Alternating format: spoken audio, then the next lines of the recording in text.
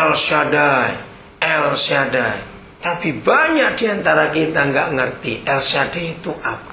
Dalam semua gereja terjemahnya salah. El Shaddai diterjemahkan Tuhan yang Maha Kuasa. Salah. El Shaddai itu bahasa Ibrani, L-nya itu dari kata Elohim, Shaddai. Itu kalau di Indonesia kan bunyinya Tuhan yang menyusui. Itu El Shaddai. Sekarang pertanyaannya, kalau dia menyusui, dia papa atau mama? Dia mama. Hebat sekali tentang pernikahan itu. Maka itu kemarin kita sudah belajar. Pokoknya kalau ada orang menikah dan mikir cerai, sama dengan bunuh diri. Dia pasti mati. Kenapa? Ya karena hubungannya kepala dengan tubuh. Tubuh bisa gak suka kepalanya. Gak mungkin tubuh berinisiatif, aku potong aja kepala ini. Sering sakit, bikin masalah. Mati dia. Kepala bisa jengkel dengan tubuhnya karena punya masalah. Tapi sama, kalau kepala potong tubuhnya, dia juga mati. Jadi gak ada perceraian, tidak ada sama sekali. Kalau setiap suami istri, ayah ibu di dunia, selalu di dalam keadaan apapun juga mengaplikasikan, mengarahkan, mengidentitaskan, menyamakan bahwa hidup papa mama itu dari hidup Tuhan sendiri di surga, maka rumah tangga tidak akan ada masalah. Karena Tuhan tidak pernah bermasalah. Betul tidak, saudara? Nggak ada masalah.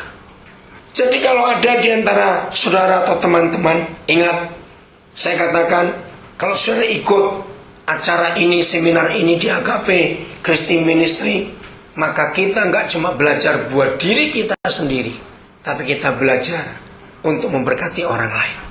Sayang, saya itu minta sebetulnya ada satu keluarga di daerah Citraland situ, saudara, untuk hadir memberi kesaksian.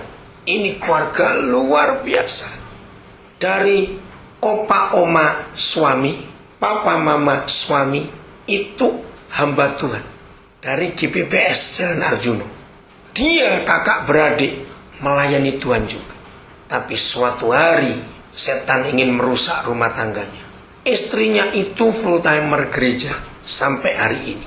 Sudah lebih dari 20 tahun aktif pelayan. Tiba-tiba suatu hari suami ini gila. Dia tinggalkan istri dan 2 anaknya.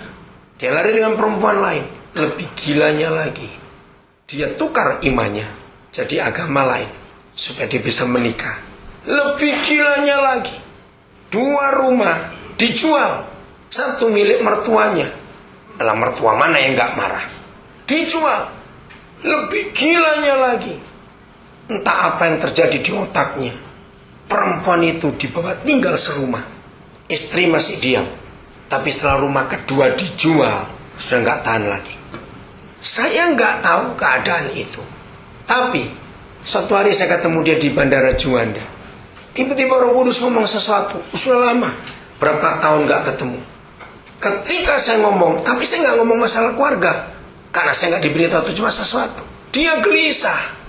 Nah, 2 hari kemudian dia telepon saya. Dia cerita masalahnya. Saya kaget. Jadi kamu ini sekarang anak Tuhan atau anaknya siapa? Saya tidak tahu. Bayangkan, dibingung. Dari seorang aktivis gereja. Dan mereka sudah siap cerai. Saudara, suatu hari berapa waktu kemudian, saya ada di Surabaya, pagi itu saya pelayanan di radio. Tiba-tiba Roh Kudus gerakan saya harus ke rumah orang itu. Saya nggak pernah tahu. Bersama Pak Daud waktu itu saya pergi. Sampai ke rumahnya.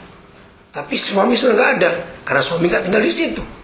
Saudara, begitu saya tiba, ternyata mama mertua dengan istrinya itu sudah siap untuk ke pengadilan. Setelah sidang sekian kali, dan hari itu akan ketok palu untuk cerai. Ketika saya datang, saya belum pernah ketahui istrinya. Tapi istrinya tahu saya. Ketika saya datang, mamanya yang marah. Sebab mamanya tahu saya pendeta. Gak usah. Dia gak suka. Dia ngomong, biarkan anak saya cerai. Sampai mama itu ngomong, kalau Pak Pendeta tahu kelakuan papanya anak-anak ini, sudahlah, gak ada pendeta manapun yang setuju. Saya bilang, Ci, saya tahu. Saya juga gak setuju kalau kelakuan seperti itu. Dia seorang janda. Rumah yang dia punya, anaknya cuma satu itu dari jeripayanya dijual, sakit hatinya bisa bayangkan. Dan istrinya pun sudah bilang, jangan doakan saya, karena ini keputusan. Baik, saya bilang, saya nggak doakan kamu, tapi boleh nggak saya 5 menit aja minta waktu untuk ngomong. Saya janji saya nggak doa, saya nggak mau doa. Dan dia malah meyakinkan saya. Dia bilang, sudah kok Den, saya tahu kok firman Tuhan. Jadi kalau saya cerai ini saya sudah siap. Dan saya janji sama Tuhan, sama anak-anak saya, sama mama saya nggak akan menikah lagi. Kan bagus bukan? Waduh, saya mau ngomong apa lagi? Tapi Roh Kudus tetap gerakkan saya untuk masuk. Ngomong, suaminya nggak tahu kalau hari itu mereka akan pengadilan terakhir. Dia nggak tahu karena sudah berapa saat mereka bisa. Saya duduk, nah itu yang nggak enaknya. Mamanya riwa-riwi di ruang tamu itu, ngusir secara halus. Saya cuma ngomong gini, saya panggil namanya, cerai itu sama dengan mati. Kalau memang itu keputusanmu, boleh nggak kita dua sekarang sehati berdoa supaya suamimu Tuhan bawa pulang untuk mati. Karena cerai itu mati. Nah, daripada cerai mati, lebih baik dia mati karena Tuhan panggil. Milih itu enggak. Saudara, dia tidak bereaksi, tapi tetap nggak mau didoakan. Jadi saya tetap bicara, kalau kamu cerai itu mati. Jadi lebih baik kita sehati supaya dia mati, dan itu bebas, kamu bisa kawin lagi daripada cerai. Terus saya pulang karena nggak mau didoakan. Saudara, berapa saat kemudian saya lupa, kakak suaminya ini telepon saya dari Jakarta.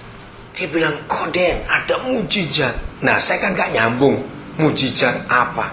Luar biasa. Apanya? Saya tanya begitu. Dia sebut nama adiknya. Oh iya, mereka gak jadi cerai. Yang benar. Saudara, ketika saya dengar berita itu, saya balik khusus ke Surabaya hanya untuk lihat mereka. Akhirnya pernikahan mereka dipulihkan. Dan si suami janji untuk bertobat, tinggalkan semuanya. Panggil 2 penatua dari gereja mereka untuk didoakan lagi.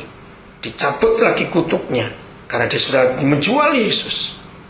Lepas semuanya, kami doakan untuk minta pengampunan dari semuanya itu. Saudara, Tuhan sungguh luar biasa. Pulih, tapi namanya istri kan masih was-was juga. Terus saya bilang, saya janji akan doakan kalian terus. Pokoknya kalau ada apa-apa kontak. Saudara, Tuhan pulihkan mereka. Berapa waktu kemudian, berapa kurang, nggak sampai 3 bulan setelah dipulihkan, istrinya hamil lagi. Padahal 2 anaknya sudah besar. Nah, Tuhan luar biasa. Dalam waktu yang singkat, Tuhan berkati mereka. Ini masih mengandung, anak ketiga belum lahir. Saya dipanggil datang untuk mendoakan rumah mereka. Hah? Kamu sudah punya rumah lagi? Itu kesaksian. Pertobatan. Ekonomi pun dipulihkan. Bagaimana caranya kamu bisa sampai punya rumah lagi? Rumah dosa dijual. Di situ mama mertuanya melihat pertobatan itu jauh lebih bagus, jauh lebih besar, jauh lebih elit tempatnya dibanding rumah yang dijual. Terjual karena kebodohan itu. Bagus sekali. Ini 2 lantai. Saudara, nah setelah itu sampai hari ini, keluarga ini jadi berkat. Berapa kali saya khotbah tentang keluarga, saya panggil mereka untuk bersaksi. Orang diberkati karena banyak orang yang kenal mereka juga.